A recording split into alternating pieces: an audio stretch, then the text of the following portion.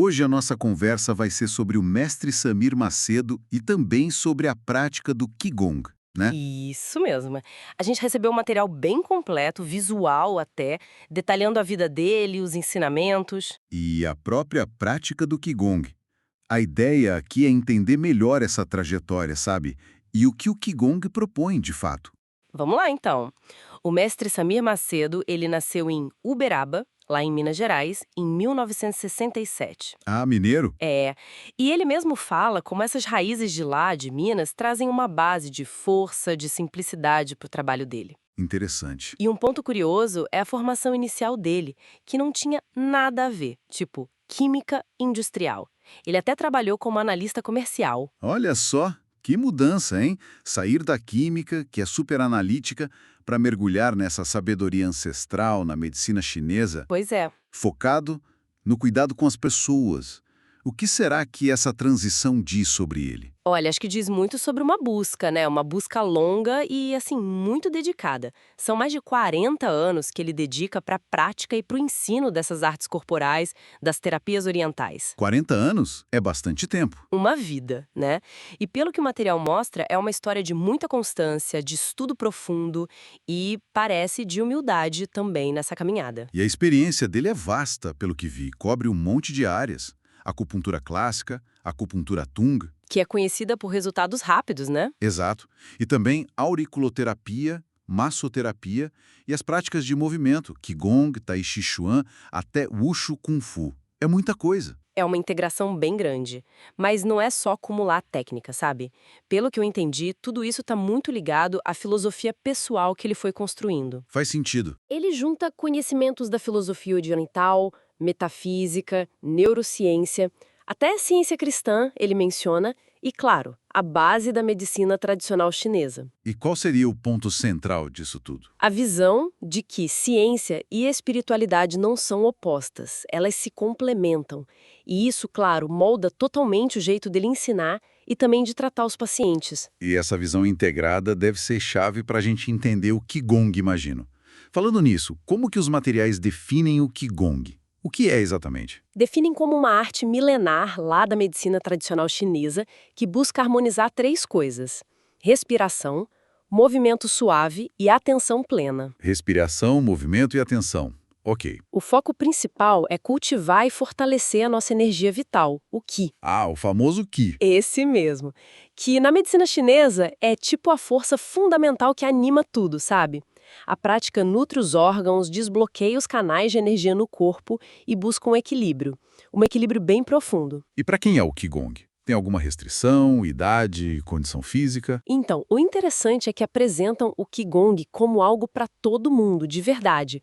Homens, mulheres, jovens, idosos. Qualquer pessoa? Praticamente. Iniciantes, avançados, os materiais dizem. Se a pessoa respira, ela pode praticar. E que a prática em si já começa a transformá-lo. E não parece exigir horrores de tempo, né? Li algo sobre 15 a 20 minutos por dia. Exatamente. Com esse tempinho diário já seria possível sentir benefícios.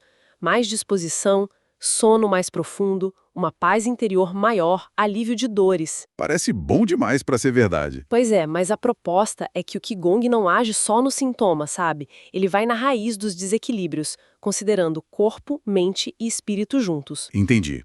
Tipo, ajudando em coisas como estresse, insônia, ansiedade. Sim, dores crônicas, pressão alta, até depressão é mencionado como algo que pode ter melhora com a prática consistente. E ele tem conseguido levar isso para muita gente, né, pelo que você falou antes. Tem sim.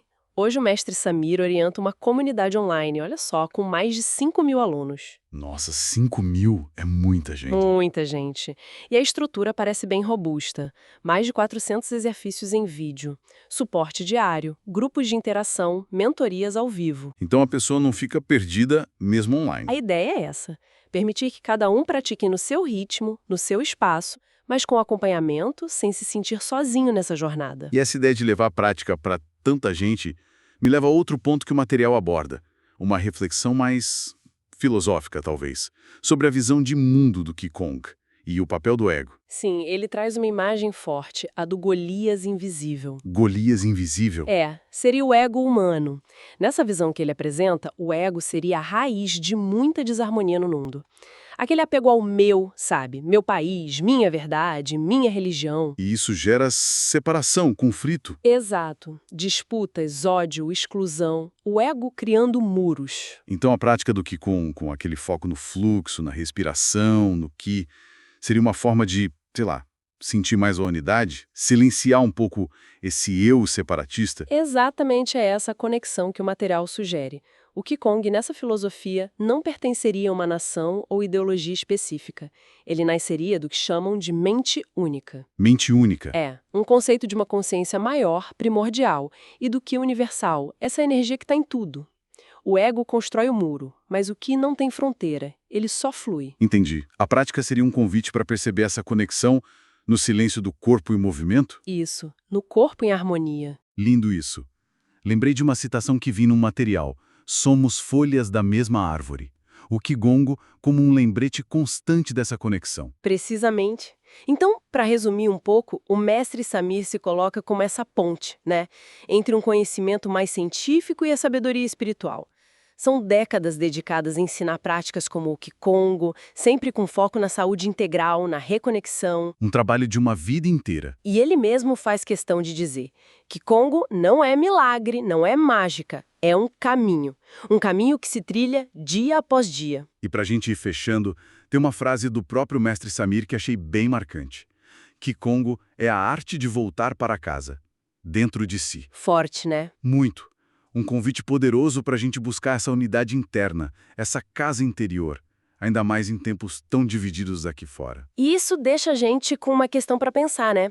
Se essa força do ego, essa tendência à separação, é vista como causa de tanta desarmonia, tanto interna quanto externa, como será que uma prática que cultiva justamente o fluxo, a unidade, como o Qigong, poderia impactar não só a nossa saúde individual, mas, quem sabe, até as nossas relações coletivas?